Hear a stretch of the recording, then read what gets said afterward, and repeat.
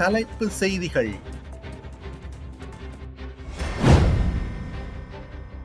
தொண்டைமானாறு தேசிய வெளிக்கள பரீட்சைகள் பாரிய ஊழல் மோசடி.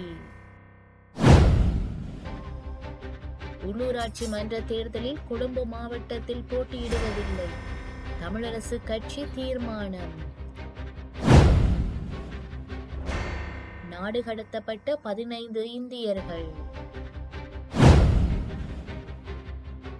கைது செய்யப்பட்ட நபர் வைத்தியசாலையில் அனுமதி. ஜெலான்சிக்கு எலான் மாஸ்க் பகிரங்க மிரட்டல். இனி விரிவான செய்திகள். தொண்டைமானாறு தேசிய வெளிக்கள பரீட்சைகளில் பாரிய ஊழல்கள் இடம்பெற்றுள்ளதாக குற்றச்சாட்டு முன்வைக்கப்பட்டுள்ளது.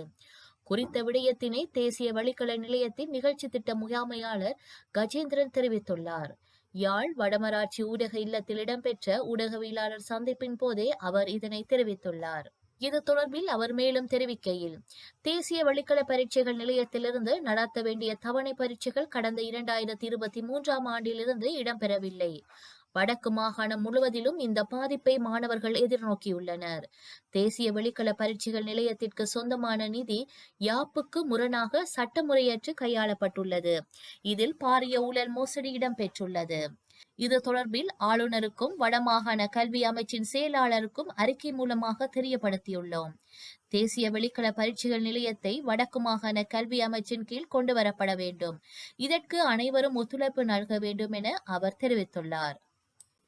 எதிர்வரும் உள்ளூராட்சி மன்ற தேர்தலில் கொழும்பு மாவட்டத்தில் போட்டியிடுவதில்லை என்று தமிழரசு கட்சியின் மத்திய குழு தீர்மானித்துள்ளது என கட்சியின் பதில் செயலாளரான ஜனாதிபதி சட்டத்தரணி M.A. சுமந்திரன் தெரிவித்துள்ளார். இது தொடர்பில் அவர் கருத்து தெரிவிக்கையில், இலங்கை தமிழரசு கட்சியின் மத்திய செயற்குழு கூட்டத்தில் உள்ளூராட்சி மன்ற தேர்தலில் கொழும்பில் போட்டியிடுகின்றமை தொடர்பாக கலந்துரையாடப்பட்டது. அந்த வகையில் கொழும்பு மாநகர சபையின் கீழ் தமிழ் மக்கள் வசிக்காத வட்டாரங்களும் உள்ளடங்குகின்றன. அங்கு வேட்பாளர்களை நியமிப்பது சவாலான ஒரு நிலையை ஏற்படுத்தியுள்ளது. இங்கு ஏனைய கட்சிகளுடன் இணைந்து போட்டியிட்டாலும் அதன் வேட்பாளர்களின் பின்புலம் தொடர்பாக ஆராய்வதில் பல்வேறு சவால்கள் உள்ள காரணத்தினால் இம்முறை கொழும்பில் போட்டியிடுவதில்லை என மத்திய செயற்குழு தீர்மானித்துள்ளது என தெரிவித்தார். இலங்கை தமிழரசு கட்சியின் மத்திய செயற்குழு கூட்டம் வவுனியாவில் அமைந்துள்ள தனியார் விருந்தினர் விடுதியில் ஞாயிற்றுக்கிழமை நடைபெற்றது. தமிழரசு கட்சியின் பதில் தலைவர் சிவஞானம் தலைமையில் இடம்பெற்ற இந்த கூட்டத்தில் எதிர்வரும் உள்ளூராட்சி மன்றங்களுக்கான வேட்புமனுக்கள் சமர்ப்பிப்பு, வேட்பாளர்கள் தெரிவு மற்றும் தேர்தலை கையாளுதல் உள்ளிட்ட பல விடயங்கள் சம்பந்தமாக கலந்துரையாடப்பட்டன.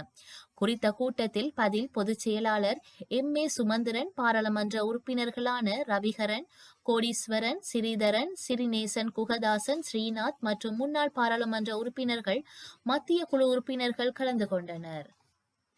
இலங்கையின் குடிவரவு மற்றும் குடியகழ்வு விதிமுறைகளை மீறி சுற்றுலா விசாக்களின் கீழ் நாட்டிற்குள் வருகை தந்துள்ள 15 இந்தியர்கள் நாடு கடத்தப்பட்டனர்.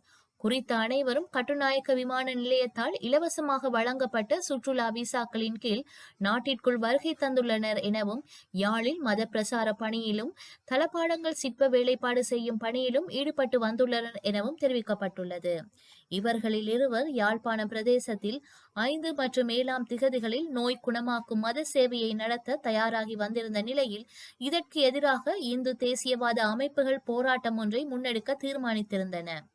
இந்த நிலையில் கைது செய்யப்பட்ட 2 மத குருமார்களையும் இந்தியாவின் சென்னைக்கு நாடு கடத்த நடவடிக்கை எடுக்கப்பட்டுள்ளது. மேலும் யாழ்ப்பாண பகுதியில் உள்ள ஒரு தளபாடங்கள் செய்யும் இடத்தில் சிற்ப வேலை செய்து கொண்டிருந்த மேலும் 8 இந்திய பிரஜைகளையும், உணவகங்களில் பணிபுரிந்த 5 இந்திய பிரஜைகளையும் நேற்று கைது செய்யப்பட்டு பலாலி விமான நிலையத்திலிருந்து சென்னைக்கு நாடு கடத்தப்பட்டனர் என்பது குறிப்பிடத்தக்கது. துப்பாக்கி சூடு உட்பட பல குற்ற செயல்களில் ஈடுபட்டதாக சந்தேகிக்கப்படும் கமாண்டோ ரங்கா மேற்கு வடக்கு குற்றப்பிரிவு காவல்துறையினரால் கைது செய்யப்பட்டுள்ளார். உதவி காவல்துறை கண்காணிப்பாளர் ரோஹன் ஒலுகலவின் மேற்பார்வையில் நடத்தப்பட்ட விசாரணையின் பின்னர் குற்றச் செயல்களுக்கு பயன்படுத்தப்பட்டதாக சந்தேகிக்கப்படும் ரிபீட்டர் வகை துப்பாக்கியையும் கைப்பற்றியதாக காவல்துறை தெரிவித்துள்ளது. சமீபத்தில் மினுவாங்குட பகுதியில் கேஎல் பத்தர பத்மாவின் நெருங்கிய நண்பர் ஒருவரை சுட்டு காயப்படுத்திய சம்பவத்திலும் இந்த நபருக்கு தொடர்பு இருக்கலாம் என காவல்துறை சந்தேகிக்கின்றது. போலீசாரினால் குமாரபுரம் பகுதியில் வைத்து 6 பிள்ளைகளின் தந்தையான நாகராஜா லிங்கேஸ்வரன் என்பவர் கைது செய்யப்பட்டு பின்னர் போலீசாரினால் தாக்கப்பட்டதாக தெரிய வருகின்றது. குறித்த நபர் மூதூர் நீதிமன்றத்தில் முன்னிலைப்படுத்தப்பட்ட போது சனிக்கிழமையன்று பிணையில் விடுவிக்கப்பட்ட நிலையில் சிகிச்சைக்காக மூதூர் வைத்தியசாலையில் அனுமதிக்கப்பட்டு பின்னர் மேலதிக சிகிச்சைகளுக்காக திருகோணமலை வைத்தியசாலையில் அனுமதிக்கப்பட்டு சிகிச்சை பெற்று வருகின்றார். கிளிவெட்டி குமாரபுரம் பகுதியில் கடந்த 24ஆம் திகதியன்று ஏற்பட்ட விபத்து சம்பவத்தின் பின்னர் இடம்பெற்ற வன்முறை சம்பவத்தில் தொடர்புபட்டார் என்ற சந்தேகத்தின் பேரில் தேடப்பட்டு வந்த குறித்த நபர் கடந்த வெள்ளிக்கிழமை மூதூர் போலீசாரினால் குமாரபுரம் பகுதியில் வைத்து கைது செய்யப்பட்டிருந்தார். இதன் பின்னர் சட்டத்திற்கு முரணான வகையில் அடிப்படை உரிமையை மீறும் வகையில் தனது கணவர் பாதிக்கப்பட்டுள்ளதாகவும் பாதிக்கப்பட்ட தனது கணவருக்கு நீதி கோரி அவரது மனைவியால் வெள்ளிக்கிழமை திருகோணமலை பிராந்திய மனித உரிமைகள் ஆணைக்குழுவில் முறைப்பாடு செய்யப்பட்டுள்ளது. அதன் பின்னர் குறித்த அதிகாரிகள் நேரில் சென்று பார்வையிட்டதுடன் மூதூர் போலீஸ் நிலைய பொறுப்பதிகாரியின் மருத்துவ அறிக்கையை சமர்ப்பிக்குமாறும் கோரியுள்ளனர்.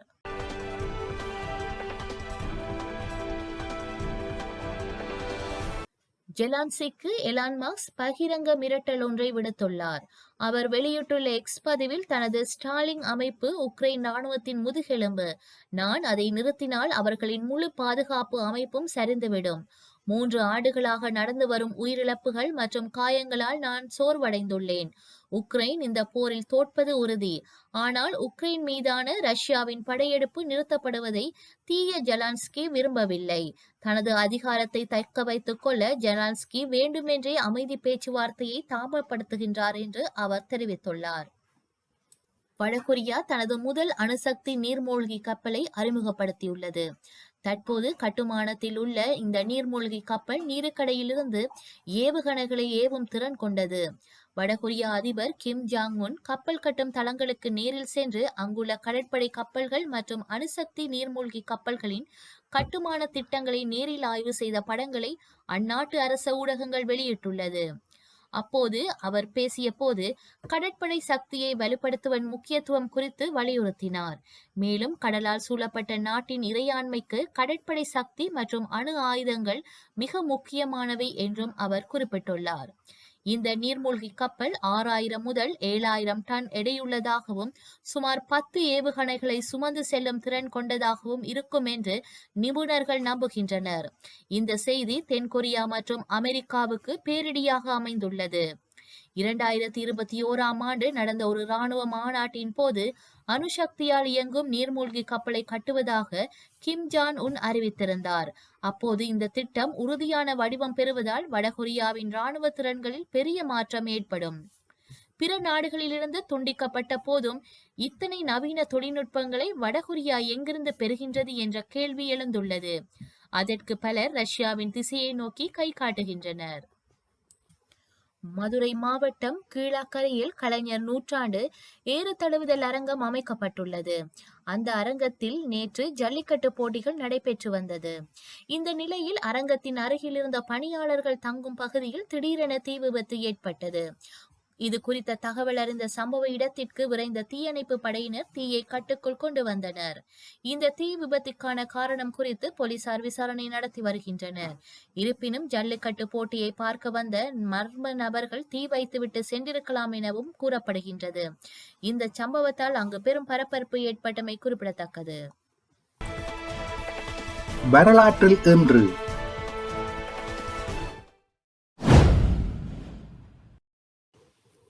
1922 கிளர்ச்சியை தூண்டினார் என்ற குற்றச்சாட்டின் பேரில் மகாத்மா காந்தி 6 ஆண்டு கால சிறை தண்டனை பெற்றார். 2 ஆண்டுகளில் குடல் அழற்சி காரணமாக விடுதலையானார். 1959 திபெத்திய எழுச்சி. சீனாவினால் கடத்தப்படலாம் என்ற அச்சத்தினால் பல்லாயிரக்கணக்கான திபெத்தியர்கள் தாலாய் லாமாவின் மாளிகையை சூழ்ந்து கொண்டு அவருக்கு பாதுகாப்பு அளித்தனர். 2006 செவ்வாய் உளவு சுட்டுக்கலன் செவ்வாய்க்கோளை அடைந்தது. 2011 ஜப்பானின் ஒன்சு தீவில் வடகிழக்கு பகுதியில் 8.9 புள்ளிகள் அளவில் பெரும் நிலநடுக்கம் ஏற்பட்டதை தொடர்ந்து ஆழிப்பேரலையாக உருவெடுத்தது. பெரும் எண்ணிக்கையானோர் உயிரிழந்தனர். செய்திகளை உடனுக்குடன் தெரிந்து கொள்ள உடனே சப்ஸ்கிரைப் செய்து பெல் பட்டனை கிளிக் பண்ணவும். மேலதிக செய்திகளை தமிழ் தாய் இணையதளத்தில் பார்வையிடலாம்.